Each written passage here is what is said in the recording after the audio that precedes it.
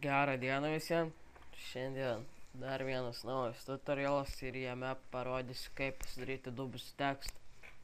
Visų pirma, norint pasidaryti tą dubusį tekstą, mums reikia žinoti, kad jis geriausiai matysis pilkame fone.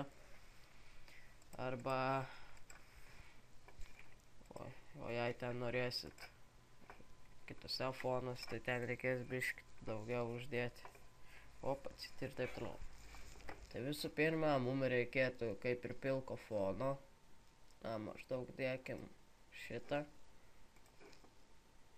7272 spalva. Ir turėtume tokį foną turėti. Toliau užsirašom juodai tekstą.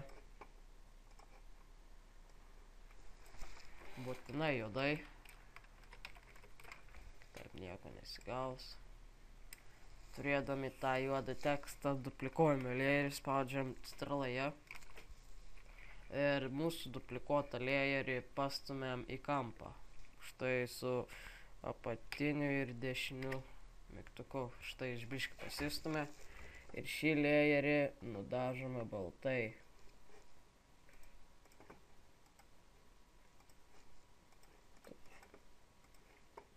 Štai taip. Dabar turėtų pas jumis taip gautis, būti vienas juodas, kitas baltas.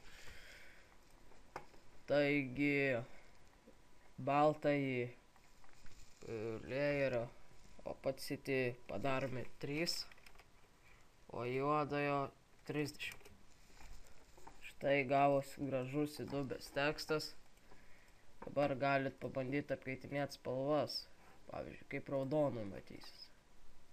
Nėra toks įdubęs, todėl baltojo opacity keiskite 30, o juodojo į 50. Štai taip įdubęs palieka. Aišku, jis labiau matos tamsesniuose spalvose, todėl ir geriau daryti tamsesnes. Štai tokias spalvas. Pritaikyti reikia paprasčiausiai. Ir viskas. Beje, niekada nedarykit juodoj, nes to nepavyks. Manau, tutorialą baigiau. Jei ko nesupratot, rašot YouTube kanale.